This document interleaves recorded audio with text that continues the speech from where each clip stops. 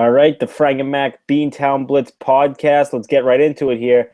NBA Draft Lottery 2016 has come and gone, and the Celtics surprisingly didn't have a terrible night, an okay night. That's all it was, okay. They get the number 3 selection, just where they had the best odds of getting. They get the 3rd pick in this upcoming June's drafts. Frang, immediate thoughts after this night? Yeah, I mean, I can't remember being so attached to the TV for an NBA draft lottery. Um, my heart was pounding throughout. I believe it was a top 6 protected pick. So once they were rattling off 6, 5, and 4, my heart was pounding because I said from the beginning I thought they were going to land in the top 3. They had the 3rd best odds to get the number 1 pick. But at least I guess you could say you can take this as a win. They didn't get porked. They had the 3rd best odds to get the number 1 pick. They landed 3rd. This isn't, the 97 draft where they slid up and should have, or even 07.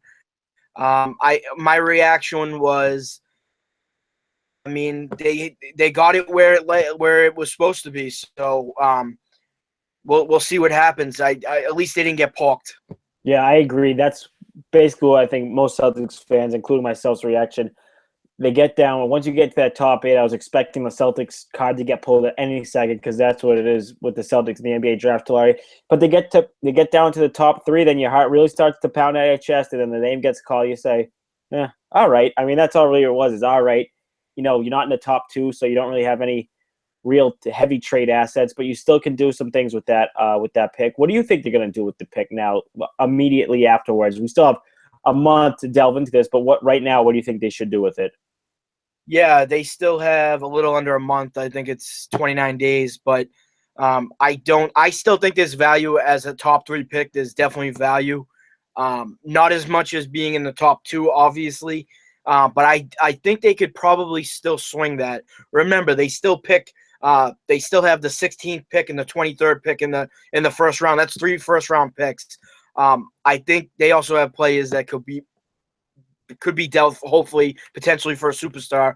I think they'll trade it, but ultimately, if you have to stay at 3, and if you think that the deal is not on the table, Danny Ainge has to take Buddy Hield. Stayed an extra year at Oklahoma, can score at will, worked on his defense. I think he's the right pick if they stay at 3. And hopefully, if they do trade it, it's for a franchise-changing superstar. But I guess playing it safe would be to take Buddy Hield, which we assume he'll be on the board because of Philadelphia landing first, Lakers second. Ben Simmons wants to be a Laker because of the shoe deal. So does he go second? Philadelphia has big bodies already. Maybe Ingram goes first. So that helps Hield's case to go to the Celtics. Yeah, I agree. Buddy Hield is the player they should take at 3 if they're going to take somebody. I don't want them to take anybody. I want them to trade the pick. A team that might want Buddy Hield is the Philadelphia 76ers, okay, who have the number 1 overall pick. And maybe they want to take a guy like Brandon Ingram with the top pick and want to get some of the Buddy Hield action too at number 3. So this is my little... They'll have a team of a bunch of 18 and 19 and 20-year-olds at that point. Hey, trust the process is the motto in Philly, all right? I'm going to play Danny Ainge here for a second. Yeah, it's worked out for them the past 5, 6, 7 years being in the lottery. You got to build. You got to build. You might as well, if you're Danny Ainge, you might as well throw this out there. He is in love with Jahlil Okafor. He tried to move up in the draft to get him last year. He tried to, maneuver his way to get him during the trade deadline this year. I think you trade the number 3 pick, maybe throw in somebody like an Avery Bradley, or let them take Buddy Hield or whoever else they want, maybe a Marcus Smart, and you get Jahlil Okafor because he is that big man, and they would have to kick something else other than just Okafor. Oh, you would think the Celtics need something else? Yeah, if you're talking the number 3 pick in this year's draft, plus either was it Marcus Smart or probably Marcus Smart. I would say Marcus Smart. I think that's way too much they'd ask for. That would total win on their case. Marcus Smart, I'm not really ready to give up on him. I know he makes a lot of boneheaded plays, but he's just number 6 overall pick. And team plays great defense, probably the 2nd or 3rd best defender on the team. If he can, secure a jump shot and limit these dumb turnovers and boneheaded plays, I still think the Marcus Smart project is still worth keeping and holding on to. But that's a lot, I would think, just for Okafor. Okay, well, I think you got to deal some assets to get these guys in here. I think because you have Isaiah Thomas, obviously he's not a defender like Marcus Smart, but because you have Isaiah Thomas at that spot, and if you maintain a guy like Avery Bradley on the defensive side of the ball, I think you should be able to be okay without Marcus Smart if you're getting, because I understand Smart's a good rising player, but they've desperately needed a big man since 2010, and Jahlil Okafor is a 7-footer who I think everyone agrees that he's on the rise. He's only 19 years old, 20 years old, whatever he is. I think it's worth the deal. Yeah, I'm right now. I'm looking over their roster to see if there's anyone. A lot of big men on Philly. What's that? Philly's got a lot of big men. Yeah, that's the only thing is, are they worth making moves? Because instead of trading, I think the number 3 pick in either Marcus Smart or what was the other player you named? Avery Bradley, but I'm kind of settling with the Marcus Smart idea. I like that. Okay, let's just say it was Marcus Smart and the number 3 overall pick just for Okafor.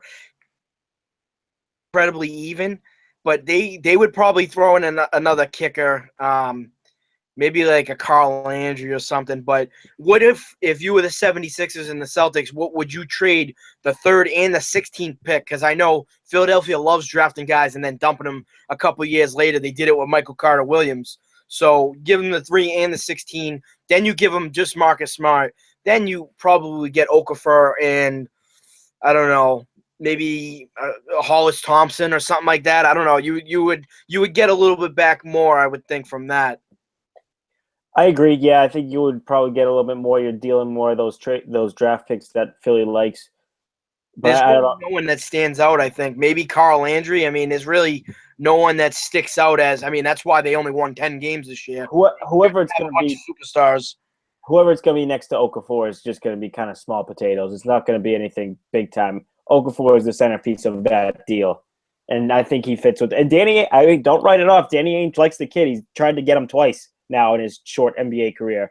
You're right. I wouldn't mind him. The only problem is, does he change the franchise like a Kevin Durant would? I mean, obviously, I'm not putting them in the same category, but you're essentially, which Danny Ainge has hit on a lot more trades than he has on draft picks. So if he was to lure this young man to Boston, does that make them instantly better than where they were? I mean, Avery Bradley plays some great defense, and he was missed in the playoffs when he went down. Marcus Smart, like I said, still not well. I'm not ready to give up on that project. I still think you're right. The one thing they've missed since Kendrick Perkins, Kevin Garnett is that big man. I mean, last year, your only, I would say, attractive free agent was Amir Johnson in terms of big guys, and he did play great the last month and a half down the stretch of the season. But I would like a 20-10 guy, 20-12 guy, and that would be a smart trade, and it would improve them as that would also spread the floor if you have a big man to kick it out, back to the basket type guy.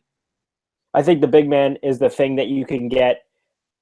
I don't think there's any big man out there unless it's DeMarcus Cousins, who doesn't seem to be going anywhere, who's the guy that you're going to build around. The big man's going to be the second piece. The big big fish is going to have to be that, small forward, scorer who, whether it be, I don't know who it would be. Kevin Durant obviously would be the guy, but that's not going to happen anymore. But a guy like Jahlil Okafor could be that 2-piece that maybe could lure in a 3rd piece. Maybe not this year, maybe next year and a couple years down the road. But for now, I think that would work out. Yeah, that's definitely. I mean, you're right about Kevin Durant. Them stealing a game down in Oracle Arena definitely doesn't help the Celtics' chances. I still personally believe that they'll get a sit down, but I can't imagine that he's coming to the Celtics anymore. I think the horse that's come out of the underdog slot has to be Oklahoma City again, just for him to remain there. He'll stay there, yeah. Unfortunately, we got to look elsewhere in Celtics land.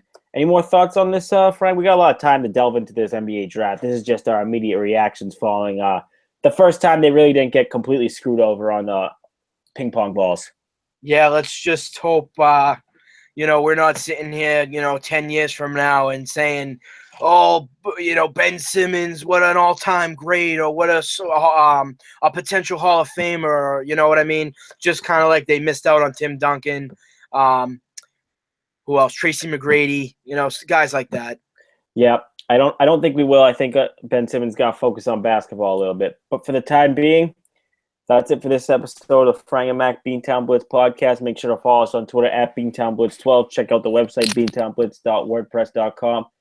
Catch you guys later.